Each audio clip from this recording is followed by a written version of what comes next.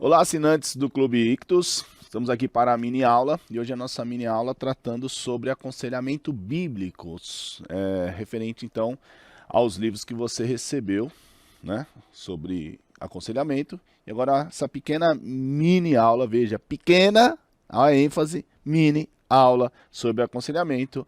O propósito é que você apenas saboreie um pouco e busque então conhecer mais sobre aconselhamento bíblico. Então, a nossa primeira questão é: qual a necessidade do aconselhamento bíblico? Realmente precisamos de aconselhamento bíblico? Se faz necessário aconselhamento bíblico nos dias de hoje? E aqui, olhando aqui para o meu computador, vem a questão: como pessoas que creem na Bíblia podem, né, aconselhar ou ajudam a aconselhar? E uma questão que geralmente aparece, né, no aconselhamento é sobre pecado. Será que tudo é pecado? Será que devemos continuar falando que é pecado? Será que devemos falar que as pessoas estão seguindo para um caminho que não é o caminho do Senhor? Bom, olhando para essa nossa geração que tenta de todas as formas, né, se esquivar da culpa, se esquivar do que nós entendemos ser pecado contra o Senhor, essa geração ela não gosta muito de ouvir conselhos, e principalmente conselhos que vêm do Senhor, ou conselhos que vão apontar, conselhos que vão confrontar sobre o que está errado na vida da pessoa. Então, olhando para esses dois pontos, nós temos as Escrituras, que é a verdade e ela nos prepara para seguir, né, o caminho que o Senhor mesmo disse que nós vamos seguir. Se você abrir lá em 2 Timóteo, deixa eu abrir aqui a Bíblia aqui, 2 Timóteo, capítulo 3, versículos 16 e 17, está escrito assim, ó: toda escritura é inspirada por Deus e útil para o ensino, para a repreensão, para a correção, para a educação na justiça. E olha só o motivo, versículo 17. A fim de que o homem de Deus seja perfeito e perfeitamente habilitado para toda boa obra. Então, o conselho do Senhor, a verdade do Senhor, ela deixa bem claro para nós que qual o caminho seguir, para onde nós devemos ir. Mas aí entra a questão: seguir quem? Ir para onde? Seguir o Senhor e ir para um relacionamento com o Senhor. Então, o aconselhamento bíblico, ele é necessário nesse mundo, porque nós, homens, e vamos ver isso agora aqui em Gênesis, mas nós, homens, nós estamos distantes do Senhor. Estamos separados do Senhor. Por isso, a necessidade do aconselhamento bíblico. E como que isso, assim, quando que começou essa necessidade do conselho? Basta nós olharmos, né, lá em Gênesis capítulo 3, eu não vou ler, né, o texto, mas você vai lembrar aqui de Gênesis 3 sobre a queda. A queda quando o homem, né, ele fez a escolha errada, ele seguiu pelo caminho errado. Então, vamos lembrar lá que temos Adão, né? E Adão tinha o conselho do Senhor, ó, não faça isso, faça aquilo, dê nome aos animais, né? Não coma da árvore do conhecimento do bem e do mal. Mas Adão, ele seguiu um outro conselho, né? Só lembrando, Adão, ele era um homem sem erro, sem pecado, né? Ele foi criado, então, perfeito. Porém, ele não era autônomo, ele não era independente, ele necessitava do Senhor, o Senhor estava direcionando ele. E ele pediu o conselho de Deus, né? Ele tinha o conselho do Senhor ali. E aí a gente pensa, se a gente realmente parar para analisar um pouco, a vida sem o conselho de Deus, a vida sem a palavra de Deus, ela se torna algo vazio, algo simplesmente vaidade, como diz Salomão, mas ela se torna um absurdo, né? Conforme a gente conclui olhando as pessoas, a gente tira uma conclusão, olhando para as pessoas que não têm o conselho do Senhor, são vidas que sofrem angústia, ansiedade, todos esses males dos nossos dias, né? Então, eu até lembrei agora, o próprio Senhor Jesus disse que não só de pão viverá o homem, né? Mas do que? Da palavra do Senhor.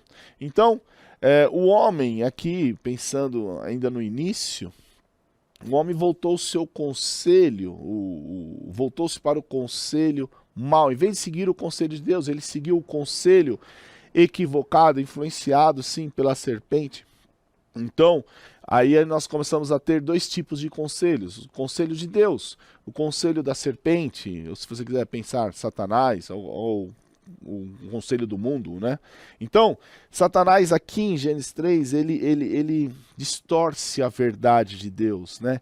Ele levanta uma dúvida sobre o conselho de Deus para Adão e para Eva. Então, Satanás, ele distorce de tal forma a levar o homem a desobedecer, deixar de lado, duvidar, não seguir o conselho de Deus e seguir sim o conselho dele, o conselho do próprio homem. E o resultado disso, quando nós olhamos lá, se você olhar principalmente os versículos 6 a 8 do capítulo 3 de Gênesis, vocês viram então o que aconteceu. Eles ouviram, ficaram assim confusos, duvidaram do Senhor e seguiram o conselho errado. Eles se rebelaram, eles escolheram desobedecer o Senhor, eles desobedeceram, eles escolheram seguir o conselho de Satanás. Daí você pode pensar assim, muito bem, ali aconteceu com Adão e Eva, mas agora isso não faz mais sentido? Não, continuou. Se você virar a página da sua Bíblia, em Gênesis 4, você vê que a necessidade do conselho de Deus, do direcionamento de Deus, continua. Por quê? O primeiro homem nascido, né, que foi Caim, ele precisou. Você quer ver? Vamos dar uma olhada aqui no capítulo 4, versículo 3. Aconteceu que no fim de uns tempos trouxe Caim do fruto da terra uma oferta ao Senhor. Abel, por sua vez, trouxe das primícias do seu rebanho, e da gordura deste agradou-se o Senhor de Abel e de sua oferta, ao passo que de Caim e de sua oferta não se agradou. Irou-se, pois, sobremaneira Caim, e descaiu-lhe o semblante. Então lhe disse o Senhor: por que andas irado? E por que descaiu o teu semblante? Se procederes bem, não é certo que serás aceito? Se todavia procederes mal, eis que o pecado jaz à sua porta, e o seu desejo será contra ti, mas cumpre a ti dominá-lo. Então nós temos aqui por que ainda necessitamos do conselho, do conselho de Deus. Primeiro, o homem nascido, Caim. Ele leva uma oferta para o Senhor, essa oferta é inaceitável, não era conforme deveria ser. A oferta de Abel, do irmão dele, ela serve de lembrete para Caim. Caim, olha só como deve ser. Olha aqui o exemplo, o modelo. O sacrifício de Abel foi aceito por Deus, né? E Caim sabe disso. Por quê? Porque ele fica irado, ele fica bravo com a aceitação do sacrifício de Abel e não a dele. E aqui você pode ver até uma inveja, né? Caim, ele fica, ele tem um sentimento ruim, ele fica irado, ele fica ressentido por não ter recebido a mesma coisa que Abel, ele queria estar no lugar de Abel. E aí nos versículos 6 e 7, você percebe o Senhor confrontando Caim. E Deus fala: por que você está irado? Porque caiu o seu semblante. É lógico que Deus sabe, mas está falando com ele, mostrando para ele. E aí ele tem duas opções. Faça o que é certo e você vai se sentir bem. Ou faça o que é errado. E o pecado, então, vai te trazer destruição, o pecado já está às tuas portas. E aí então, lá no versículo 8, em diante, a gente continua com essa narrativa. Versículo 8 do capítulo 4. Disse Caim a Abel, seu irmão, vamos ao campo. Estando eles no campo, sucedeu que levantou-se Caim contra Abel, seu irmão, e o matou. Disse o Senhor a Caim, onde está Abel, teu irmão? E ele respondeu, não sei, acaso eu sou tutor do meu irmão? E disse Deus, que fizeste? A voz do sangue do teu irmão clama da terra a mim. És agora, pois, maldito sobre a terra. És agora, pois, maldito, porque sobre a terra cuja boca se abriu para receber de tuas mãos o sangue de teu irmão. Quando lavares o solo, não dará ele a sua força, será fugitivo, errante pela terra. E então disse Caim ao Senhor, é tamanho o meu castigo, que já não posso suportá-lo. Eis que hoje me lanças de face da terra, e da tua presença hei de esconder-me, serei fugitivo e errante pela terra. Quem comigo se encontrar, me matará. O Senhor, porém, lhe disse, assim, qualquer que matar a Caim será vingado 7 vezes. E pôs o Senhor um sinal em Caim, para que não ferisse de morte quem quer que o encontrasse.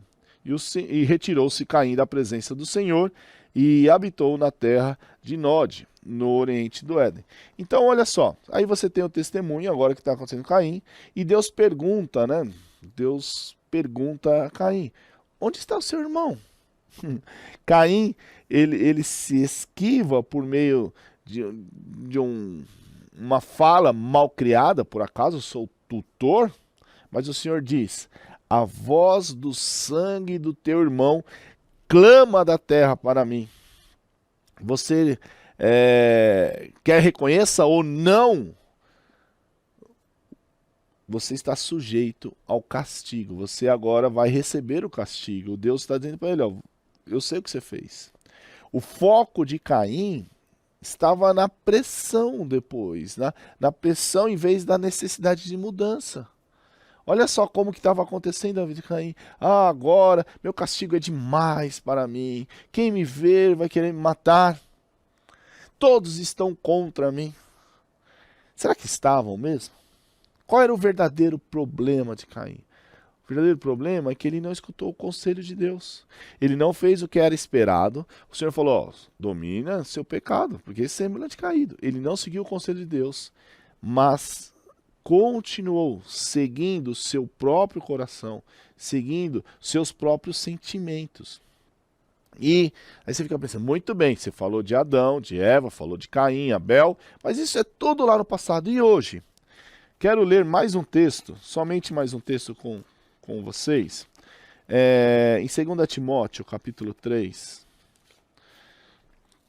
Olha só, 2 Timóteo, capítulo 3.